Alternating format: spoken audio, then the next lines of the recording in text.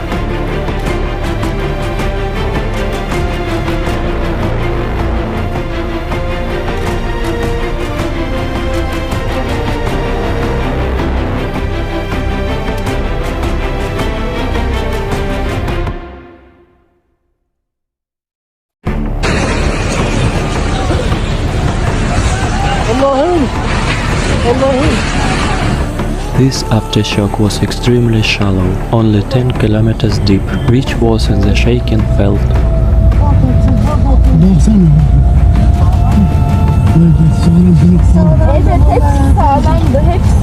Entire city blocks were flattened by the quake.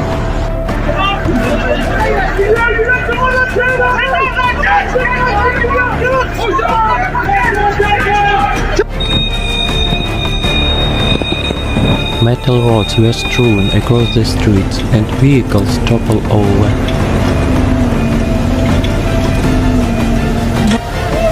Allah'ım sen yardım eyle. Yüce Rabbim bizlere yardım eyle ya Rabbi. More than 1,000 high-rise buildings were destroyed.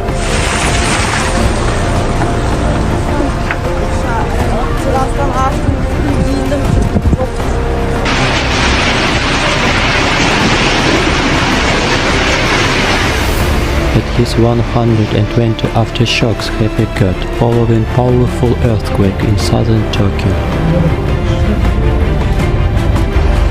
Allah'ım ne olur yardım et Allah'ım. 3 of the aftershocks measured 6.0 or greater. That struck 95 kilometers north of the epicenter of the morning's main quake. Allahu Ekber. Allahu Ekber.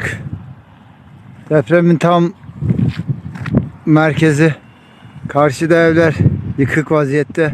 The aftershock stretched for more than 300 kilometers along the fault zone. Acayip bir şekilde sarsılmasıyla deprem olduğunu anladık. Geri döndük tekrardan yıkılan. Allah'ım sen yardım eyle.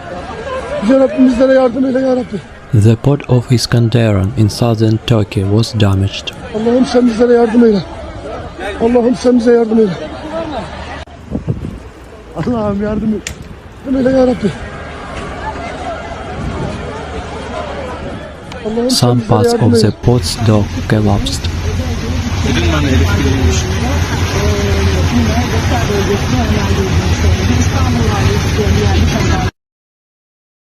Allah'ım sen yardım et Allah'ım.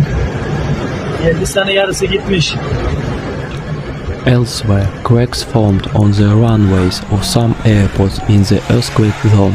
Her yer yıkıldı Elbistan'da.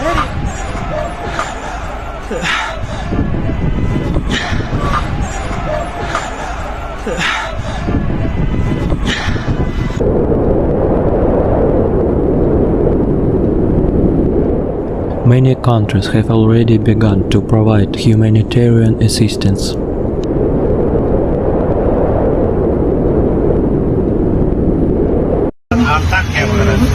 Antakya burası şu an. Yıkım her yere vurmuş. Ayakta bina yok. Rescues are still working to free people trapped under the rubble.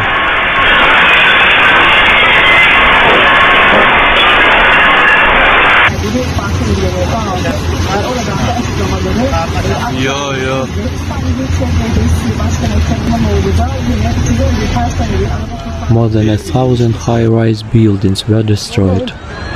Allah'ım sen yardım eyle. Allah'ım sen yardım eyle.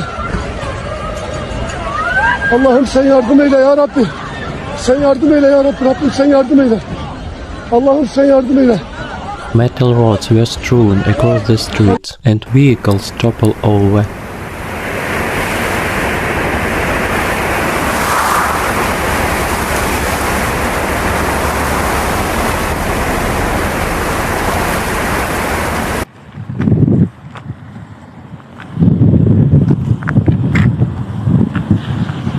Ya böyle Entire city blocks were flattened by the quake. Sen yardım et. Allah'ım sen yardım et. Allah'ım sen yardım et.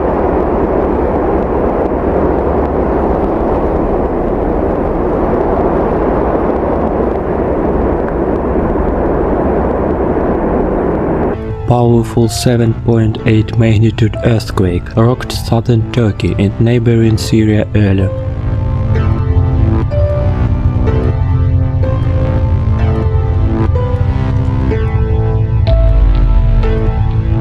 The quake was at a depth of 24.1 kilometers.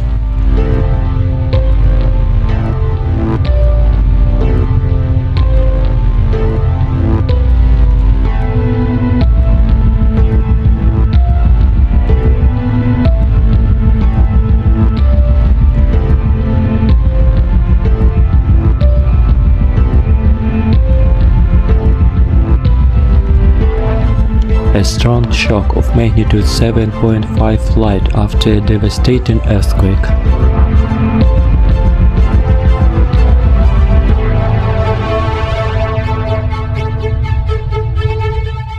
This aftershock was extremely shallow, only 10 kilometers deep.